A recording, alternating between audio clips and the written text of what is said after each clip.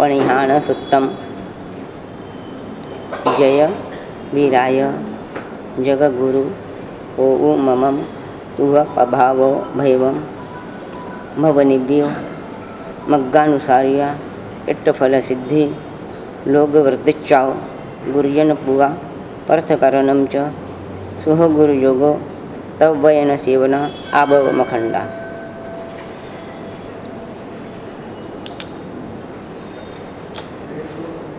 आज एक दूसरी बात कहने की इच्छा है, वो आज कहनी तो नहीं चाहिए, पर जिस दिन कहनी है चाहिए उस दिन मैं कह नहीं सकता। जिस दिन कहनी चाहिए उस दिन कह नहीं सकता। आज का उसका संबंध नहीं है, पर आज मैं वो बात कहना चाहता हूँ। हाँ, संबंध आज नहीं है। विश्व के शब्दकोश में, भारत नहीं, पूरे के पूरे विश्वकोश में, डिक्शनरी में हजारों लाखों करोड़ों अरबों खरबों शब्द हैं। एक शब्द है, अनंत अनंत हजारों शब्द हैं। उन सभी शब्दों में सबसे कोई मुख्य शब्द है तो कौन सा शब्द है? शब्दकोश में एक शब्द नहीं है, डिक्शनरी में एक शब्द है। हाँ, चाहे वो किसी भी भाषा में हो, अनेक शब्द हैं। उस पूरे के पूरे शब्दों में, हजारों लाखों करोड़ों शब्दों में यदि कोई महत्वपूर्ण शब्द है, सबसे महत्वपूर्ण शब्द, उसके बिना कुछ भी नहीं, सबसे महत्वपूर्ण शब्द है, तो जानते हो कौन सा शब्द है? आज वो कहना चाह, सबसे महत्वपूर्ण शब्द कौन सा है? मैं कोई जैन दर्शन की बात नहीं कर रहा, सभी के भी दर्शनों को उठा के देखो, विश्वकोश को उठा के देखो, सभी भाषाओं को उठा के देखो, एक नहीं सभी भाषाओं को, सबसे महत्वपूर्ण उसमें शब्द है तो एक ही शब्द है। जिस तरह से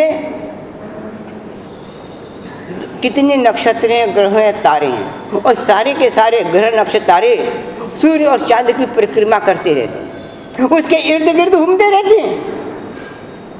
और ऐसे तरह वही के शब्द हैं कि सारे शब्द उसी के लिए, सारे धर्म अनुष्ठान, सारे तप और जप उसी के लिए हैं। वो एक शब्द बड़ा महत्वपूर्ण है।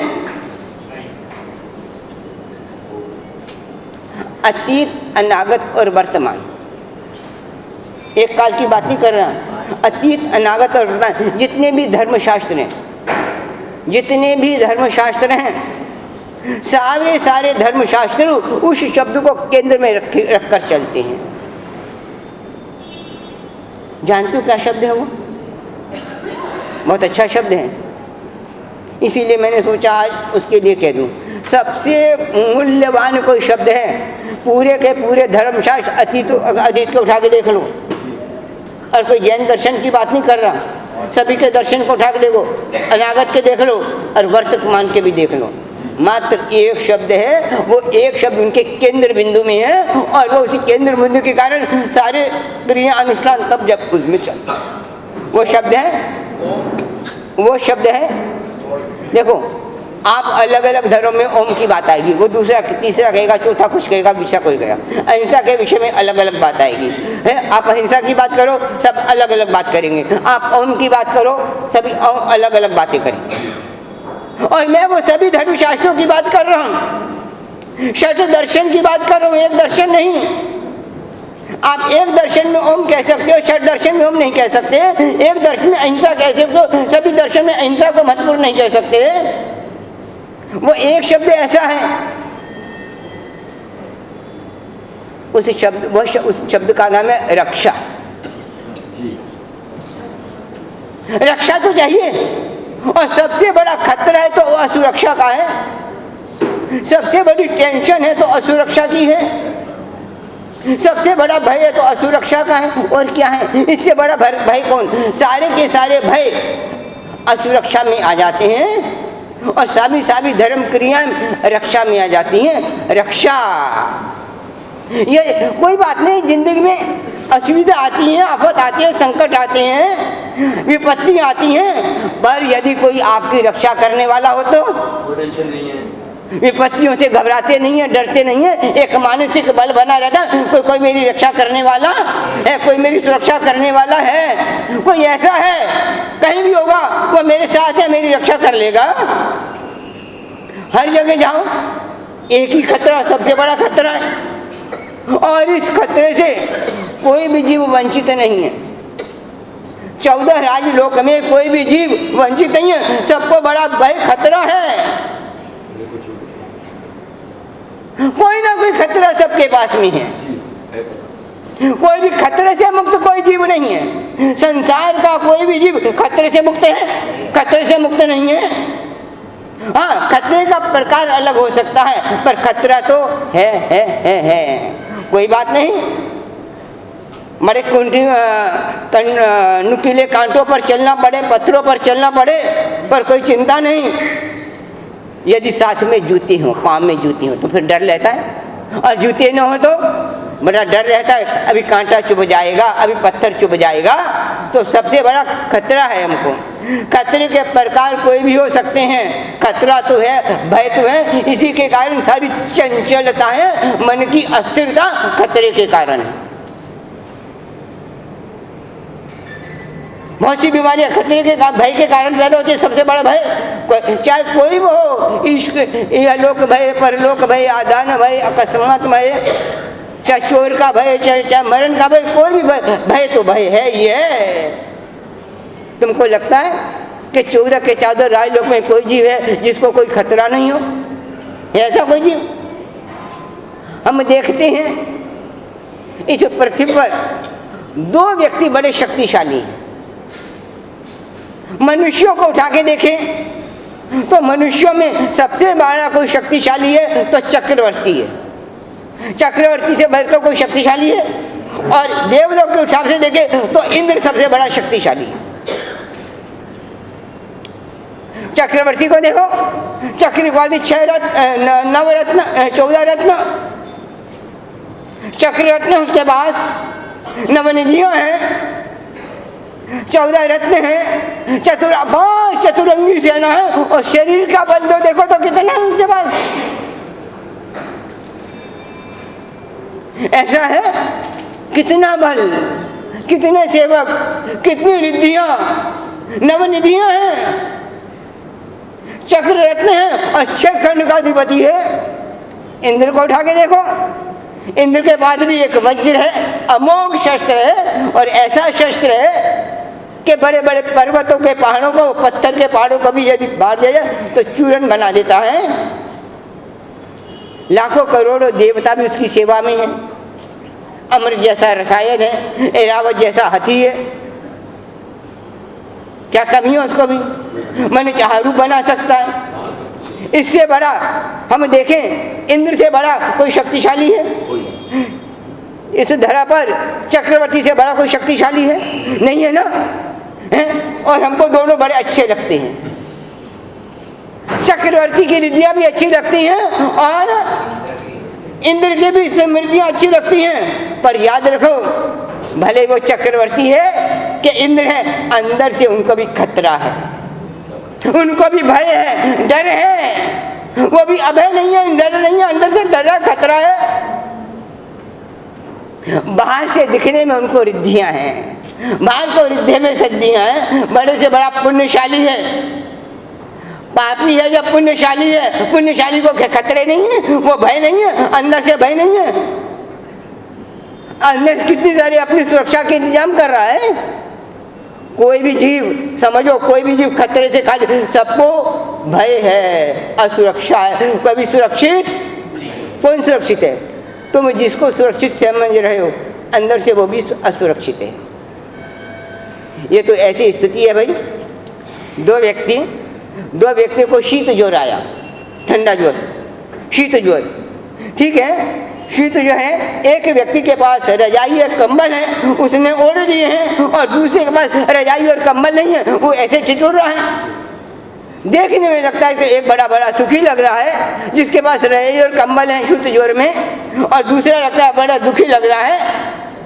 और अंदर से जिसके पास रजाई है वो भी अंदर से शीत ज्वर से दुखी है कि नहीं?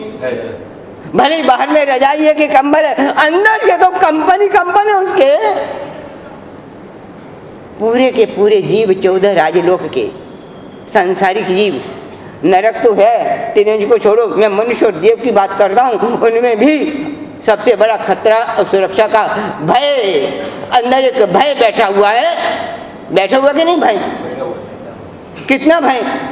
और भय के कारण ही तो ये चित्त में जो चंचलता पैदा होती है ना, स्पंदन पैदा होता है, जो कार्मन मर्गनों का हलन चलन पैदा होती है, सबसे बड़ा खतरा चित्त स्थिर नहीं है। क्यों? भय लगा हुआ है, कोई ना कोई तो भय है। इसीलिए हर जीव क्या चाहता है? अपनी रक्षा सुरक्षा चाहता है। कौन खतरे से खाली है? परमात्मा महावीर स्वामी जी ने स्थानांक सूत्र में एक बात कही है, मित्तम शौर्य चेव सब मित्तम न ताना ए। उन्हें क्या, सभी प्रकार का धन, किसी भी प्रकार का धन हो, सोने चांदी ने से बड़े से बड़ा धन, प्रतिष्ठा हो, ये हो, कोई भी हो, और बड़े से बड़ा संबंध, सागरिया सायरिया यानी सगे संबंधियों का, रिश्ते नातियों का कितना भी संबंध हो तुम्हारे पास, वो भी तुम्हारी रक्षा सुरक्षा नहीं कर सकते। और यदि रक्षा सुरक्षा कर देते तो चक्रवर्ती अभय रहता, इंद्र अभय रहता, अंदर से निर्भय रहता। पता नहीं इंद्र को भी खतरा है, और ये समृद्धि तो है, पता नहीं कब चली जाए। कल जरूर थोड़ी आज की कल भी रहेगी, चक्र को पता है कि कहाँ चली जाएगी। खतरा तो चक्रवर्ती को भी है, पता नहीं कब रोग पैदा हो जाए, कोई समस्या आ जाए, कोई आक्रमण कर दे, अवस्था जरा अवस्था आ जाए। अरे इंद्र को भी खतरा है, अंदर से वो भी दुखी है। तुम इंद्र को देख के सुखी समझ रहे हो, वो भी सुखी नहीं है। समझो पहले ये बात, नक्की कर लो कि इंद्र भी सुखी नहीं है। कहाँ सुखी है?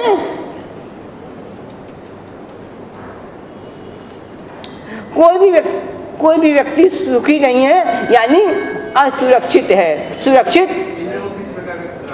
मौत तो है ना यार, सबने मौत तो खड़ी है। सबसे बड़ा खतरा तो मौत का खतरा है कि नहीं? बाकी खतरा है ना, अरे कल मैं मौत हो गई मेरी तो रिद्धि चली जाएगी ना मेरी, वो साथ थोड़ी आएगी कोई।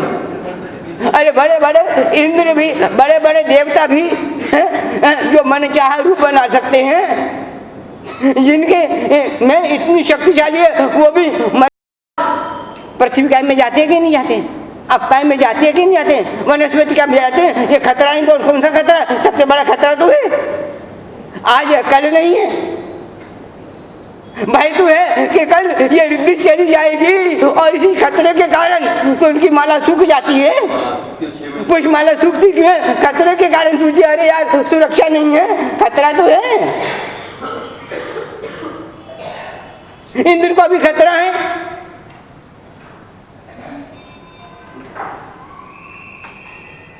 इंद्र को भी खतरा है ना, किसी दूसरी की सभा में जाना पड़ता है, सुरक्षा कहाँ है उसको भी?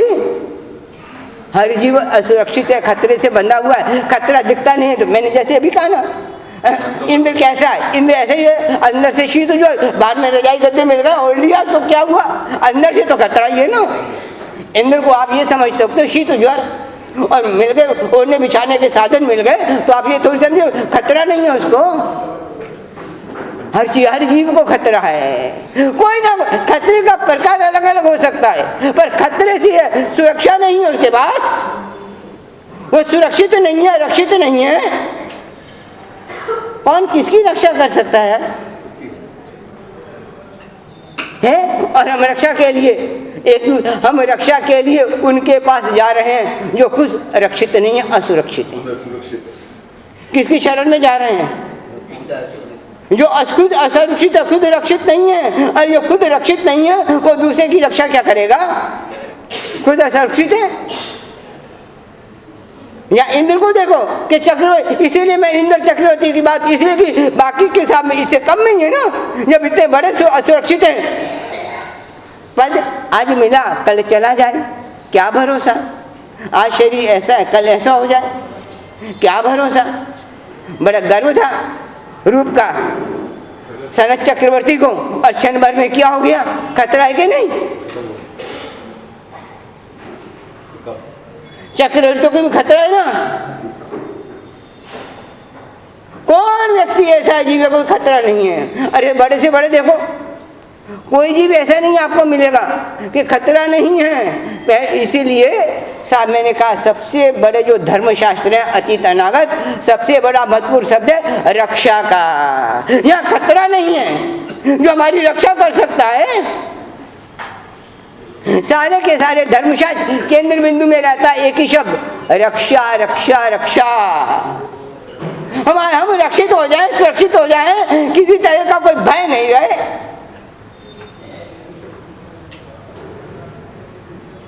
ये मैंने कहा ना कि आज बोलने का विषय नहीं था, आज बोलने का विषय नहीं है। फिर मैं बोला क्यों, बोलने का विषय तो कल है, पर कल बोल नहीं सकता।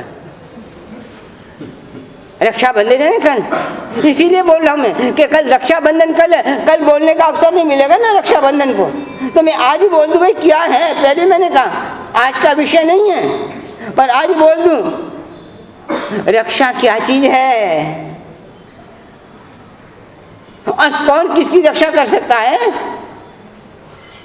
वित्तेन तानम लभेपमत्ते मम्मी रोए अधुआ परख थे, उत्तराधन सूत्र में परमात्मा महावीर कहते हैं,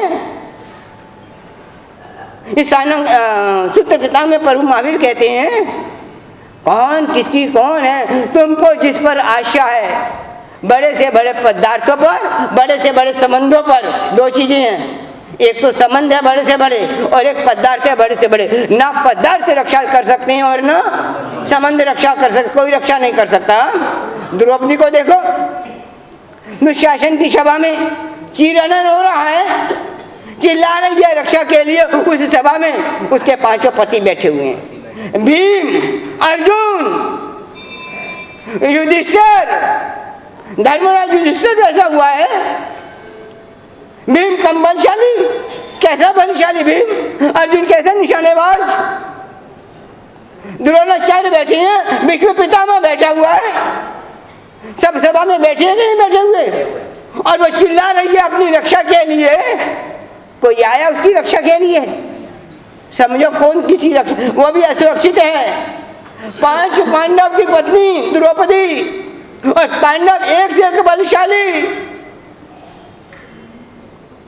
और धर्मराज युधिष्ठिर सब सभा में बैठे हुए हैं, चीरहरण हो रहा है और चिल्ला रही है, अपने पतियों की ओर देख रही है, गुरु की ओर देख रही है, भीष्म पितामह की ओर देख रही है, ताक रही है, कातर नजरों से बुला रही है, रक्षा करो, बचाओ बचाओ बचाओ। कोई आया रक्षा करने के लिए? कौन रक्षा है? पहले तो ये बात नक्की करो, नक्की, कि हमारी रक्षा कोई नहीं कर सकता। क्यों नहीं कर सकता? उसके पीछे कारण, वो स्वयं असुरक्षित है। स्वयं असुरक्षित है ना, स्वयं का रक्षित है। कोई पैसा रक्षा कर सकता है? सिकंदर को देखो, विश्व विजेता सिकंदर, विश्व को विजेता का सपना देखा और न जाने कितने लोगों को धुस लिया। अंतिम समय आया, बीमार हुआ, वैद्य चिकित्सक को बुलाया गया कि मेरा इलाज करो। उन्होंने कहा भाई बीमारी असाध्य है। आखिर में कहता है कि कोई ज़्यादा कुछ नहीं, मेरे को 48 घंटे और जीवन दान दे दो। क्यों 48 घंटे? इसलिए कि मेरी माँ जहाँ पर है वहाँ जाने में मेरे को 48 घंटे लगेंगे। ये माँ को यहाँ से बुलाऊँ या मैं माँ के पास जाऊँ, 48 घंटे का समय लगेगा। मुझको 48 घंटे का समय दे दो। जिसने जन्म दिया जाते हुए एक बार उससे मिल लूँ। वो कहता है इतनी संपत्ति ले लो, चिकित्सक का ये मंत्र विधा है, इतनी संपत्ति ले लो, ये ले लो, वो ले लो। अरे उतनी संपत्ति, पूरा खजाना, आधा लो, पूरा लो। कहता पूरा का पूरा खजाना ले लो मत, एक काम करो 48 घंटे जीवन दे दो जिससे मैं मिल लूं। चिकित्सक निराश हो गए, कहते ये हमारे बस की बात, रक्षा कर सके। सिकंदर विश्व को जीतने वाला, विश्व विजेता कहलाने वाला, स्वयं असुरक्षित रहा कि नहीं रहा? संपत्ति रक्षा कर सके उसकी? कौन रक्षा कर सकता है? हमारी नजर संपत्ति पर है कि ये हमारी रक्षा कर लेगी, हमारी नजर सगे संबंधियों पर है कि ये हमारी रक्षा कर लेंगे। ना तो परमात्मा कहता है ना तो संपत्ति रक्षा करेगी और ना सगे संबंधी रक्षा करेंगे। ये रक्षा करने में समर्थ नहीं है। देखो इसको रोक, पैसा भी नहीं रक्षा कर सका तो सगे संबंध भी कहां से रक्षा करेंगे? नगर सेठ का बेटा, उत्तराधीन सूत्र की कथा, आंखों में जलन पैदा हुई है, पिता ने बुलाया है, मंत्रविदों को बुलाया है, तांत्रिकों को बुलाया है, चिकित्सकों को बुलाया है, वैद्यों को बुलाया है। इतनी जलन ना, आंखों में इतनी जलन हो रही है कि जैसे जैसे न जाने पूरे शरीर में रोम रोम में कोई सुइयां चुभ रही हैं, इतनी वेदना और तड़प रहा है।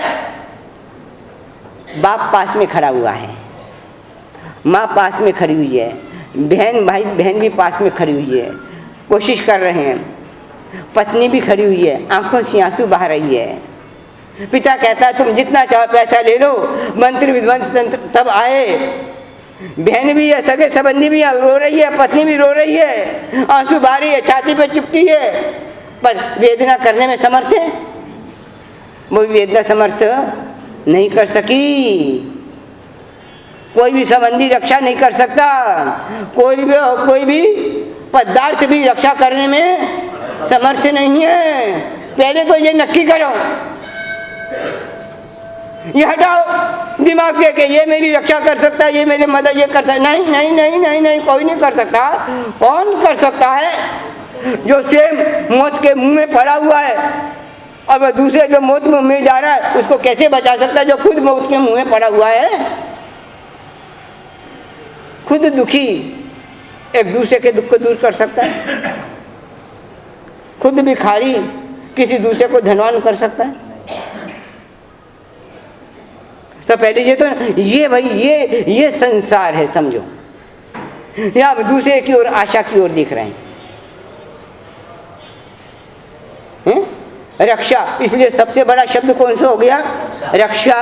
रक्षा की चाहिए हमको, रक्षा चाहिए। भयभीत हैं कोई भी नहीं, मौत से तो भयभीत है ही ना, अपयश से भी, कीर्ति से भयभीत, अकस्मात से भयभीत, चोरी से भयभीत। कितना भी धन कमा लें सुरक्षा हो जाती है? नहीं होती। इसीलिए तो ताले पे ताला, ताले पे ताला, ताले पे ताला, ताले पे ताला। क्यों? क्यों? देखो कारण है, हर चीज को देखो, तुम हर चीज को देखो। सबसे बड़ा भय है असुरक्षा। ये तो बात समझ में आ गई ना।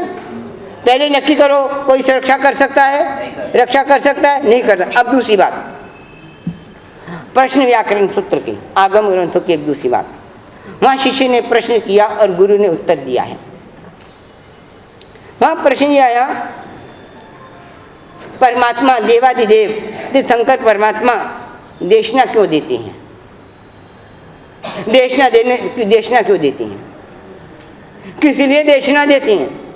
प्रश्न व्याकरण का सूत्र है, शिष्य का प्रश्न है, गुरु का उत्तर है। सुधर्म स्वामी जी अपने शिष्य को कह रहे हैं कि परमात्मा इस कारण से देशना देते हैं, और ये जो कारण महावीर के ऊपर नहीं, सभी के सभी तीर्थंकरों के ऊपर लागू होता है, महावीर के प्रति नहीं।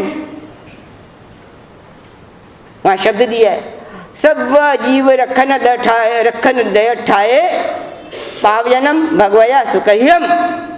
प्रश्न व्याकरण में सुधर्म स्वामी जी अपने शिष्यों से कह रहे हैं, परमात्मा देशना क्यों देते हैं? सभी जीवों की रक्षा रूपी दया से प्रेरित होकर प्रवचन देते हैं। पावजनम भगवया सुकह्यम, रक्षा रूपी यानी रक्षा, प्राणियों की रक्षा के लिए, सुरक्षा के लिए भी परमात्मा देशना किस लिए देते हैं? हमारी रक्षा और सुरक्षा के लिए। इसका मतलब ये है, मात्र दुनिया में एक ही चीज है जो हमारी रक्षा कर सकती है, वो परमात्मा की वाणी, परमात्मा के वचन। वीतराग वाणी बिना अवर न कोई उपाय, रक्षा सुरक्षा का उपाय वीतराग की वाणी के ऊपर कोई उपाय नहीं। मात्र एक वीतराग की वाणी है जो हमारी रक्षा कर सकती है, इसके अलावा रक्षा का कोई उपाय है? मात्र एक वीतराग की वाणी, परमात्मा की वचन। परमात्मा भी देशना इसीलिए दे रहे हैं कि उनकी देशना से सभी जीवों की रक्षा हो सकती है। मात्र एक ही चीज है, जिन वचन रक्षा के लिए और कोई चीज हमारी रक्षा नहीं कर सकती, परमात्मा कर सकते हैं, परमात्मा के वचन कर सकते हैं। परमात्मा के वचन, परमात्मा की आज्ञा को कुछ भी कहो, क्यों? एक बात तो समझो,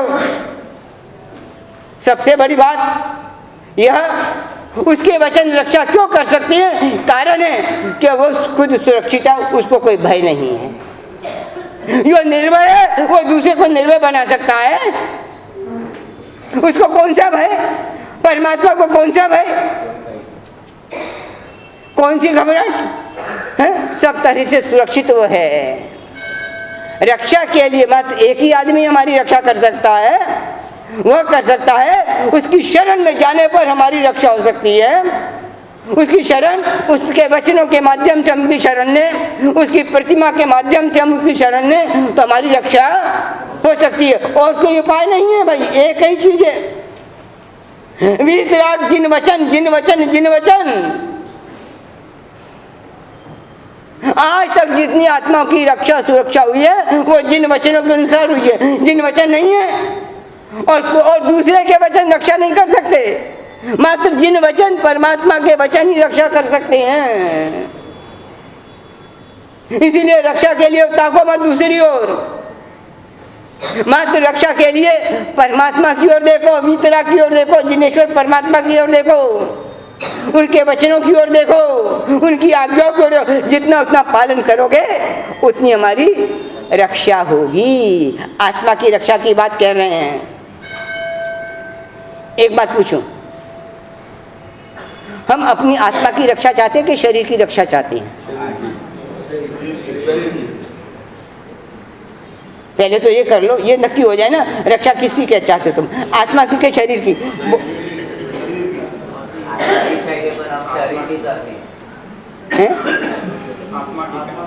करनी चाहिए ये नहीं, करनी चाहिए नहीं। आज तक हमने आत्मा की, देखो रक्षा के बहुत प्रकार परमात्मा ने बताए हैं, मैं कुछ प्रकार आज बताना चाहता हूँ।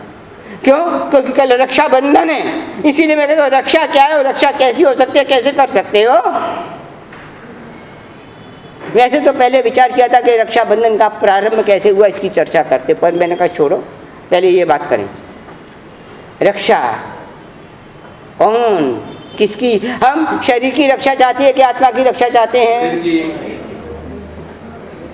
और देखो परमात्मा के वचन शरीर की रक्षा भी करते हैं और आत्मा की रक्षा करते हैं, दोनों रक्षा करते हैं। ऐसा बात नहीं परमात्मा के वचन शरीर की रक्षा नहीं करते, परमात्मा के वचन शरीर की भी रक्षा करते हैं और परमात्मा के वचन आत्मा की भी रक्षा करते हैं, दोनों रक्षा कर सकते हैं। हाँ, हम जो चाहे वैसी रक्षा कर सकते हैं, दोनों रक्षा करते हैं। परमात्मा के वचन ये नहीं कि शरीर की रक्षा नहीं करते, शरीर की रक्षा के साथ आत्मा की रक्षा भी करते हैं। परमात्मा ने खाने पीने के लिए भी नियम बताए हैं, सारी शरीर की रक्षा के लिए भी नियम बताए हैं परमात्मा ने। कब भोजन करना, किन कार्यों से करना और कब छोड़ देना, ये सारी शरीर की रक्षा के लिए भी बताए हैं परमात्मा ने, ऐसा नहीं है। किस तरह से चलना, किस तरह से सोना, किस तरह से बैठना, परमात्मा ने बताया कि नहीं बताया? बहुत सी बातें शरीर की रक्षा से है कि नहीं? परविया किलामिया उद्विया ठानो ठानम, शरीर की रक्षा और आत्मा की भी रक्षा दोनों है।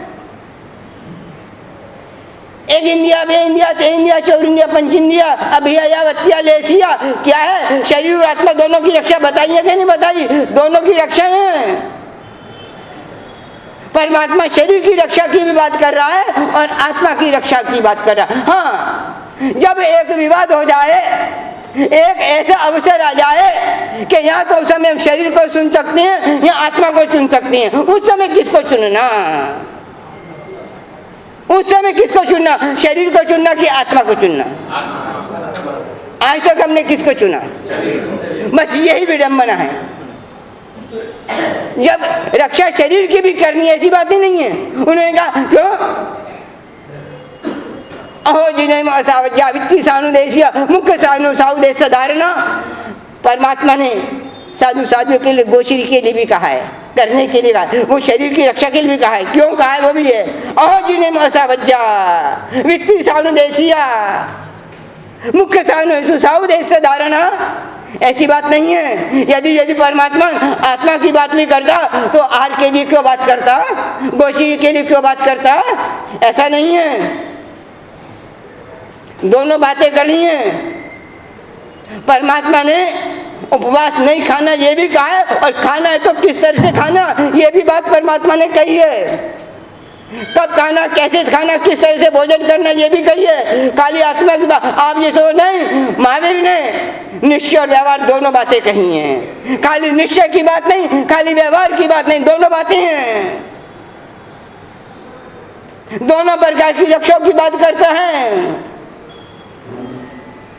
हाँ, शरीर की रक्षा भी जरूरी है और आत्मा की रक्षा भी समय समय पर जरूरी है। और शरीर की रक्षा इसीलिए जरूरी है, शरीर जब तक आत्मा की सुरक्षा में सहायक हो तब तक शरीर की रक्षा। कब तक? जब तक शरीर आत्मा की सुरक्षा में सहायक हो। और जब लगे शरीर अब रक्षा करने में समर्थ नहीं है, उस समय शरीर को छोड़कर आत्मा की रक्षा की बात महावीर कहता है। ये नहीं खाली एक ही बात करता है महावीर। अरे महावीर जीना भी सिखाता है तो मरना भी सिखाता है, मोक्ष भी जाता है, सब कुछ करता है। कौन सी बात है उसमें रह गई?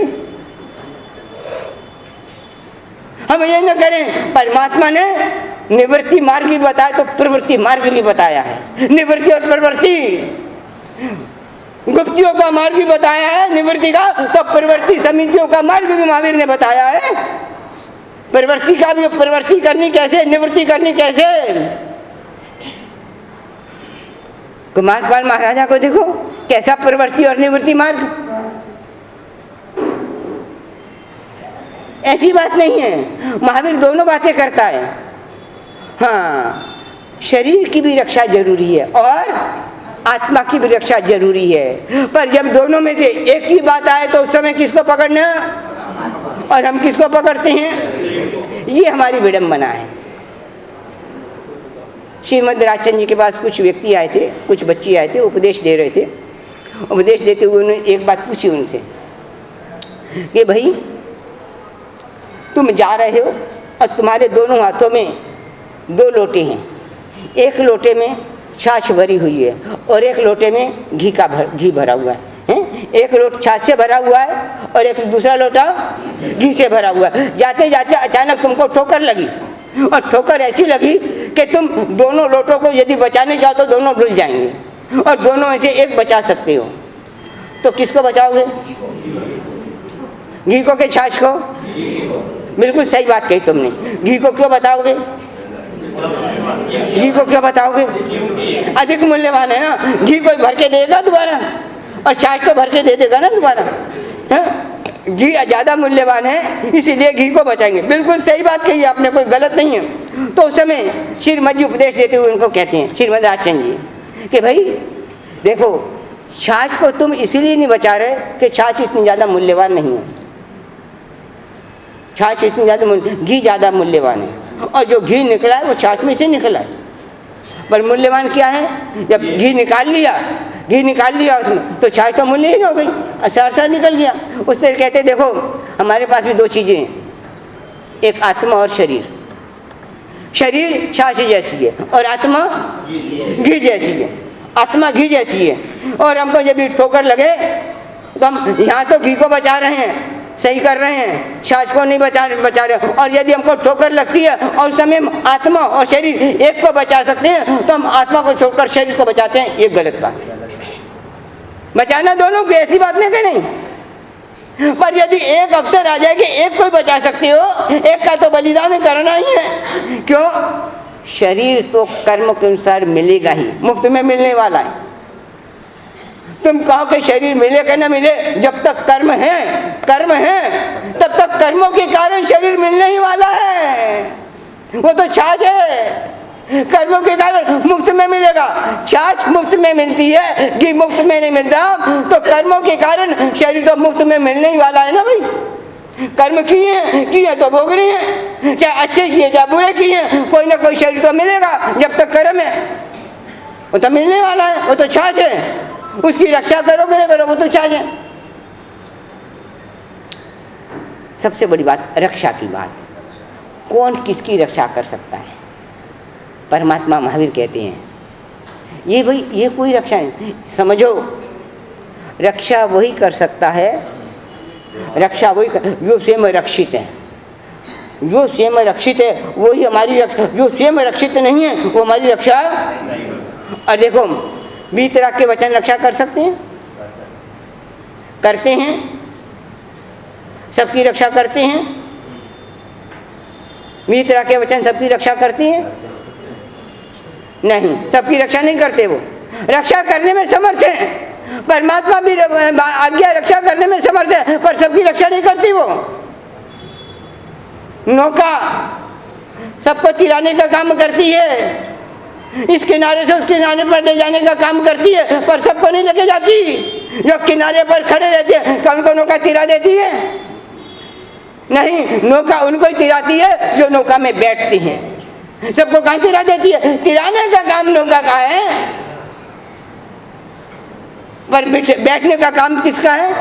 हमारा है। हम नौका में किनारे पर खड़े रहे, यहाँ वहां गए नहीं, तो नौका तिराने का काम हमको थोड़ी तिराएगी। कब तिराएगी? जब हम उसमें बैठेंगे। परमात्मा के वचन भी हमारी रक्षा कब करेंगे?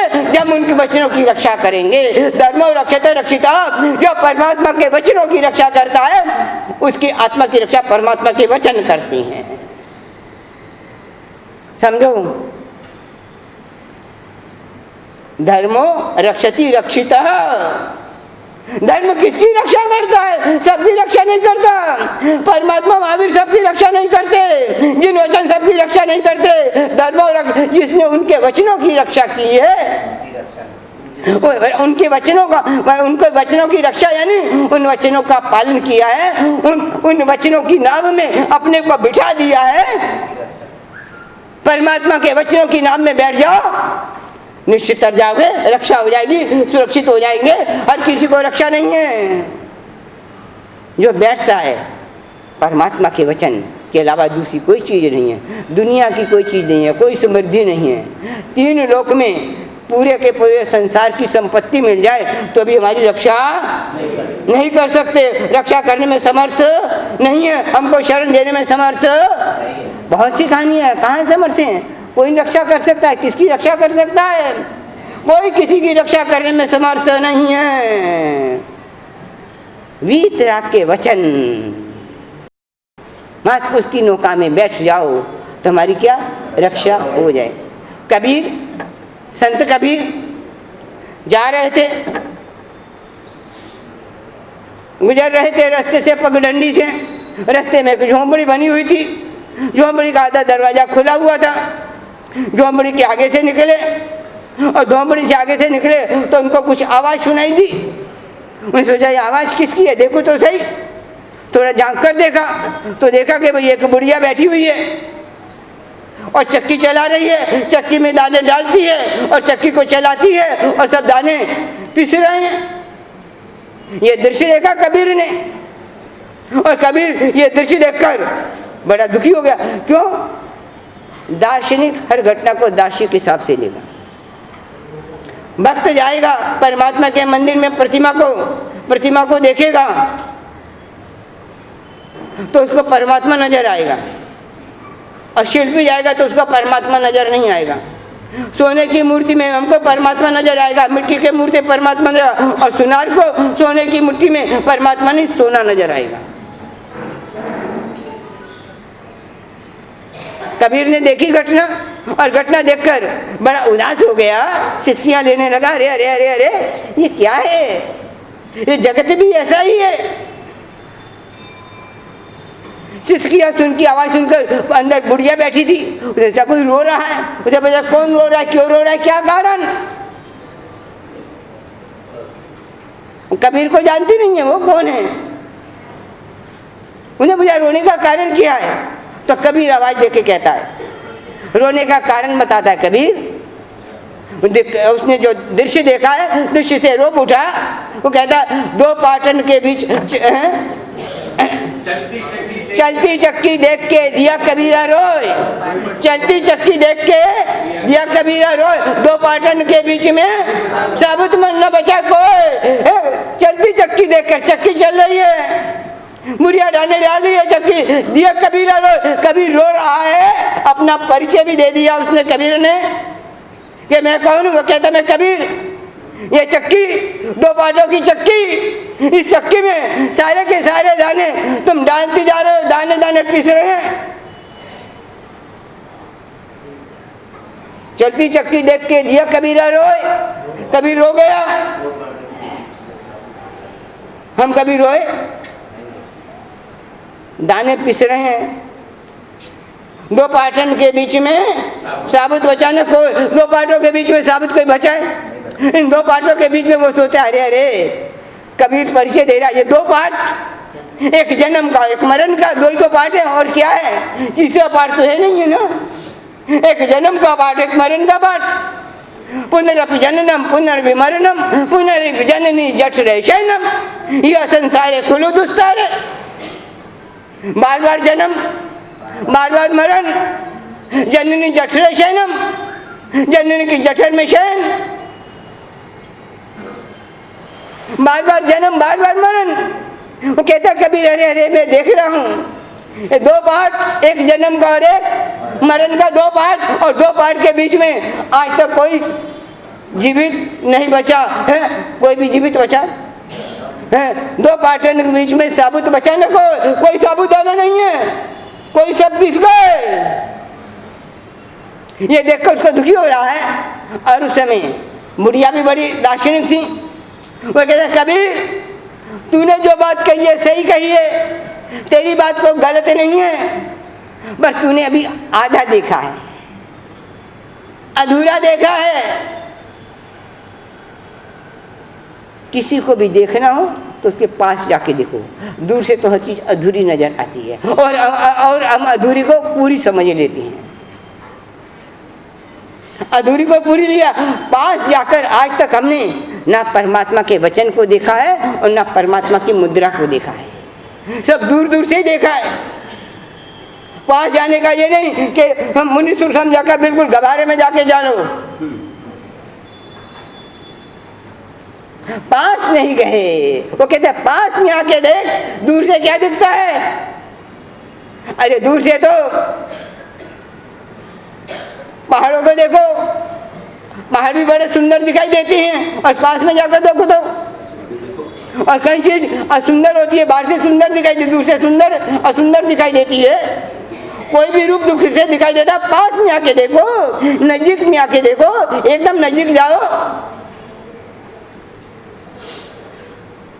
जब नजदीक जाती हो रंग रूप बदल जाता है, सब बात सही समझ में आती है। आधी अधूरी कचरे, दूर की बातें आधी अधूरी कचरे पैदा करती हैं, भ्रमित कर देती हैं। परमात्मा की वाणी भी भ्रमित कर देती है। जो पास में आकर देखा नहीं है, सुना नहीं है, वो परमात्मा की वाणी की भी निंदा ही करता है। बहुत से ऐसे थे पाखंडी, परमात्मा की वाणी पर जाते थे, परमात्मा की देशना में रस नहीं लेते थे, और बाहर निकलकर वाणी की निंदा ही करते थे। 363 पाखंडी थे, महावीर की देशना में जाते थे, अधूरी अधूरी दूर से सुनते थे। दूर से तो देखने वाले महावीर की निंदा करने वाली बहुत है। जब दूर से देखा गौतम ने दूर से देखा तो महावीर को भी हराने चलता है, और जब महावीर के जाके नजदीक से देखा तो पूरा समर्पण हो गया। गौतम दूर से नहीं, पास में जाके देखो। गौतम ने दूर से देखा, बड़ा अभिमान, दूर से देखा तो बड़ा अभिमान था, और जब पास में गया, पास में जाके देखा तो अभिमान सारी विनय में बदल गया। ये पास और दूर का चमत्कार। दूर से क्या देखते हो? परमात्मा को देख रहे हो, चाहे गुरु को देख रहे हो, चाहे वाणी को देख रहे हो, कुछ भी देख रहे हो, पास में जाकर देखो। दूर से क्या है भाई, जब किसी से रिश्ता भी तय करते हो ना, दूर से तो देखते हो, पास में जाकर भी देखते हो। वाणी को भी पास में जाके देखो। कबीर को कहती है बुढ़िया, अरे तूने देखा तो है पर दूर से देखा है, पास में आके देख, अंदर आके देख। मैं दाने डाल रही हूँ, पिस रही है काल रूपी बुढ़िया। वो कहता काल रूपी बुढ़िया, एक काल रूपी बुढ़िया, चक्कर चल रहा है ना, समय का चक्कर चल रहा है, समय का पहिया चल रहा है। बुढ़िया कौन? काल रूपी बुढ़िया। और पाठ कौन से? जन्म मरण का पाठ। इस काल रूपी बुढ़िया में जो जन्म मरण का पाठ है, कोई साबुत बचाने कोई साबुत नहीं है। कबीर को कहती है, कबीर दूर से देखा, अंदर आ देख, बुलाए अंदर आके देख। और अंदर आके देख को उसको दिखा के कहती है, देख पाठ तो दोनों है, ठीक है, इन दोनों के पाठ में बीच में एक कील भी लगी हुई है। चक्की चले तो चलने दे, बुढ़िया कहती है, चक्की चले तो चलने दे, पिस पिस मैदा होए। चक्की चलती है तो चलने दे, तू रोक नहीं सकता चक्की को, मैं भी रोक नहीं सकती। चक्की चले तो चलने दे, पिस पिस मैदा होए, पिस पिस मैदा होने दे। क्यों चिंता करता है? चक्की चले तो चलने दे, पिस पिस मैदा होए, कील संग जो अड़े रहे, बाल न बाको होए। इन दो पाठों के बीच में कील भी है, और जो दाना कील के संग लग गया, कील के संग चिपक गया, कील के साथ जुड़ गया, बाली में बांका है, उसका बाली बांका होता है? नहीं होता, वो साबुत रहता है। वो जन्म मरण के चक्कर से मुक्त हो गया। तो कौन सा दाना? जो कील के संग अड़ा रहा, कील के संग लगा रहा, कील के साथ जुड़ गया, ऐसा दाना। कील क्या है? परमात्मा के वचन तो कील है, परमात्मा स्वयं कील है। वीतराग के वचन सुने, वो हमारी रक्षा और सुरक्षा कर सकते हैं। पाठ रक्षा सुरक्षा नहीं कर सकते। रक्षा कौन करता है? कील रक्षा करता है, कील सुरक्षा देता है। महावीर क्या? महावीर कील है। क्यों? वो पिस नहीं रहा, पिस रहा है महावीर। महावीर के वचन जिसने पकड़ लिए वो भी पिसेगा नहीं, वो कील है। कील के साथ जुड़ो, और कील हमारी रक्षा और सुरक्षा कर सकती है। कौन रक्षा कर सकता है? कील। कील क्या है? जो बीच में लगी हुई है कील, उसके साथ जुड़ जाओ, वो हमारी रक्षा और सुरक्षा कर देगी। रक्षा कौन कर सकता है? एक है, स्वयं रक्षित है, स्वयं रक्षित है। ये तो क्या, अभी मैं व्यवहार की बातें कर रहा हूँ, निश्चय नहीं की बातें कर रहा हूँ। निश्चय में रक्षा एक अलग है, निश्चय रक्षा में रक्षाबंधन की परिभाषा अलग है। निश्चय नहीं में, निश्चय नहीं की आपको समझ में नहीं आएगी, फिर भी एक लाइन में बता देता हूँ, आपको समझ में आएगी नहीं, फिर भी मैं कह देता हूँ। स्वरूप की रक्षा ही रक्षाबंधन है, ये निश्चय की परिभाषा है। आपको समझ में नहीं आएगी, इसलिए मैं बात नहीं कर रहा। स्वरूप की रक्षा ही रक्षाबंधन है, वो निश्चय की बातें हैं, वो इतनी जल्दी समझ में। मैं व्यवहार की बातें समझा रहा हूँ। तो पहले तो नक्की करो, सबसे बड़ा महत्वपूर्ण शब्द कौन सा है हर धर्मशास्त्र में? और परमात्मा ने देशना भी इसी के लिए दिया। किस लिए दिया परमात्मा ने देशना? मैंने कहा ना, प्रश्न व्याकरण का नियम बताया ना, किसके लिए परमात्मा ने देशना क्यों दी? सब जीव रखन बैठाए पाव जन्म भगवाया सुखहियम। परमात्मा की देशना भी हमारी सभी जीवों की रक्षा रूपी दया से प्रेरित होकर के है। इसलिए रक्षा रूपी दया, दया दूसरी नहीं है। हम जो दया करते हैं उस दया में बड़ा स्वार्थ छिपा रहता है, और दया का लाभ न हो तो हम दया भी नहीं करते। हर दया के पीछे बड़ा प्रलोभन है, हमारी हर दया के पीछे बड़ा प्रलोभन है। क्या? पुण्य होगा, है कि नहीं प्रलोभन? ये भाव है कि नहीं दया के पीछे कि पुण्य होगा? महावीर के पुण्य की बात नहीं कर रहा कि महावीर पुण्य होगा, वो कह रहे तुम्हारी रक्षा होगी इसलिए है, पुण्य की बात नहीं, तुम्हारी रक्षा के लिए कर रहा है। हमारी रक्षा परमात्मा के सब जीव रखन ढाए। उसके कारण तो परमात्मा ने जब देखा जीवों की दुर्दशा तो दया पैदा हुई, इसकी रक्षा कैसे करें? तो परमात्मा के अंदर से वो वाणी निकली, वो वचन निकले, वो कील निकली कि पकड़ लो इसको, जुड़ जाओ इसके साथ। चक्की को छोड़ो, चक्की को छोड़ो, छोड़ो चक्की को। क्या करोगे तुम? चक्की को तो महावीर नहीं रोक सका यार, महावीर ने चक्की को रोक दिया? और रोक सकता था? और अनंत महावीर आएंगे, रोकेंगे? क्यों चक्कर में पड़ो? बस महावीर कहता छोड़ो, तुमको जो करना है वो करो, तुम जो नहीं कर सकते उसकी पंचायत कर रहे हो। हमारी सबसे बड़ी विडंबना, जो हम कर सकते नहीं है और करना नहीं है, कर सकते नहीं है और करेंगे नहीं, उसकी पंचायत करते रहते हैं। और जो कर सकते हैं, करने चाहिए, उसकी बात नहीं करते। पंचायत में किसकी बात करते हो? जो करना नहीं है, उसकी ज्यादा पंचायत है ना, है पंचायत उसकी ज्यादा करे। और जो कर सकते हैं, करना चाहिए। अब जन्म मरण की वो कहता छोड़, कील संकट, कोई को रोकने की बात करता, कोई रोक नहीं सकता। तो रक्षाबंधन, वैसे मैं बता, रक्षाबंधन कब से चालू हुआ, कैसे चालू हुआ, किस कारण से चालू हुआ, और जब चालू हुआ इसका रूप क्या था, और आज रूप कितना बदल गया, आज रूप कितना बदल गया है। और ये नहीं, हर त्योहार का, लौकिक त्योहार का तो रूप बदला, लोकोत्तर त्योहार का भी रूप बदल दिया हमने। जो लोकोत्तर त्योहार है, पर्व थे, उनका भी हमने रूप बदल दिया। ये तो कब चालू हुआ, कैसे चालू हुआ, किस तरह करने चाहिए। और रक्षाबंधन है, रक्षाबंधन बहुत ऊंची चीज़ है। और ऐसा नहीं, हर पूजनों में रक्षा की बात आती है। रक्षा पोटली, ये रक्षा पोटली क्या चीज़ है, कब से चली, कैसे चली हैं? वो रक्षा पोटली कैसी होती थी, कि कौन से धागे की होती थी, और इसमें एक चीज़ और होती थी, जानते हो क्या? रक्षा के साथ दो चीज़, रक्षाबंधन में, रक्षा पोटली में दो चीज़ें बहुत महत्वपूर्ण थी। एक तो धागा, और दूसरा जानते हो क्या? पोटली। ये पोटली, ये तो कभी अवसर आएगा। ये तो मैंने कहा चलो रक्षा कौन कैसे कर सकता है, कौन कैसे रक्षा कर सकता है, और हमारी रक्षा कौन कर सकता है, किस तरह से करता है, हम किस तरह से सुरक्षित हो सकते हैं अपने आप को। मात्र एक ही, जिन वचन जिन वाणी, और कोई ऐसा उपाय नहीं है जो हमारी आत्मा की और हमारे तन की, मन की, इंद्रियों की, आत्मा के प्रदेश की रक्षा कोई कर सकता है। परमात्मा, वीतराग जिनेश्वर परमात्मा और उनके वचन, वो हमारी रक्षा कर सकते हैं। और दुनिया में रक्षा कोई किसी ने, और इसीलिए अपनी यदि रक्षा करनी हो तो किसी न किसी तरह परमात्मा से संबंध जोड़ना चाहिए। अपनी रक्षा तुम चाहते हो कि किसी तरह रक्षा करें, परमात्मा में मेरी रक्षा करें, तो एक उपाय है, किसी न किसी तरह से परमात्मा से जुड़ो। अपन मुनीश्वर स्वामी को देखते हैं, मुनीश्वर स्वामी जी का जीवन उठा के अपन देखते हैं तो उनमें एक घटना आती है, आप सब जी जानते हैं।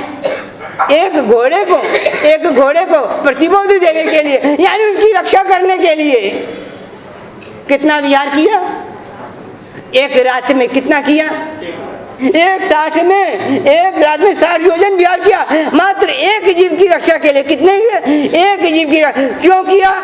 घोड़े ने भी कुछ ऐसा कर्म किया था, परमात्मा से संबंध बनाया था, परमात्मा से संबंध स्थापित किया था कि हमारा परमात्मा से संबंध बने, और परमात्मा से संबंध बनेगा तो कभी कभी रक्षा करने आएगा। दुनिया से संबंध तो बनाया हमने, दुनिया के सदस्य संबंधी तो बनाया, परमात्मा से कभी संबंध नहीं बनाया। क्यों? जग चिंतामणि जग नाहा जग गुरु जग रखन जग भाव व्यखन जग सतवा जग गुरु जग रखन जग बंधव, वो जग का बंधव है, और उससे संबंध बनाना है कि कभी न कभी घोड़े जैसा हमको भी कभी देने आ जाए, कोई संबंध तो बनाए। और संबंध बनाने के लिए कल के दिन एक आयोजन रखा यहाँ पर, दुनिया को तो राखी बांधी, रक्षा पोटली बांधी, परमात्मा को रक्षा पोटली बांधनी है। और कल योग देवादिदेव मुनीश्वर स्वामी का चेवन का कल्याणक भी है, चेवन कल्याणक भी है। इस चेवन कल्याणक देने परमात्मा से संबंध बनाने के लिए रक्षा बंधन ये बनाइए ना, रक्षाबंधन, हाँ ये रक्षाबंधन, ये रक्षा पोटली किसको बांधनी है? परमात्मा को संबंध बनाना। परमात्मा तू हमारी रक्षा करना, हम तेरे द्वार पर रक्षा के लिए आए हैं।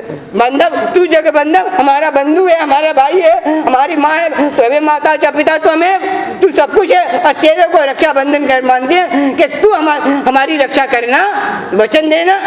परमात्मा भी संबंध बनाने के लिए एक आयोजन रखा है कल है। तो जैसी यहाँ की व्यवस्था है, कल पहले तो परमात्मा का कल्याणक है, चेवन कल्याणक मुनीश्वर संदाता, उसका लिए अभिषेक का कार्यक्रम रखा गया है। शक्र स्तव अभिषेक, शक्र स्तव अभिषेक, और अभिषेक के बाद परमात्मा से संबंध बनाने के लिए बहुत एक अच्छा आयोजन किया है। दुनिया से संबंध बनाया, मैं कहा दुनिया का संबंध को तार नहीं सकता, स्वार्थ का संबंध होगा। परमात्मा का संबंध स्वार्थ का नहीं, निस्वार्थ का संबंध है। परमात्मा तूने जगत की रक्षा करता है, अब मैं तेरी शरण में आया हूँ, रक्षा बंधन मांगे, तू मेरी भी रक्षा करना, तेरे वचन मेरी भी रक्षा करें। तू तो कहलाता है जगत महामोह निद्रा, महामोह की निद्रा को जगाने वाला है, और मैं एक ही तेरे से वचन चाहता हूँ कि तू मेरे को भी महामोह की निद्रा से जगा दे। बस रक्षा बंधन करने में एक ही वचन, मैं भी महामोह निद्रा में सोया हुआ हूँ और तू महामोह निद्रा से जाग चुका है, इसलिए तेरी शरण में आऊँ, तेरे को रक्षा बंधन इसीलिए बांध रहा हूँ। तू महामोह निद्रा से जाग चुका है और मैं भी महामोह निद्रा से जागने के लिए तेरे पास आया हूँ, जगा देना रक्षाबंधन। और इसका आयोजन है कल, किस तरह का आयोजन है ये मेरे को पता नहीं है, इतना पता है कि आयोजन है,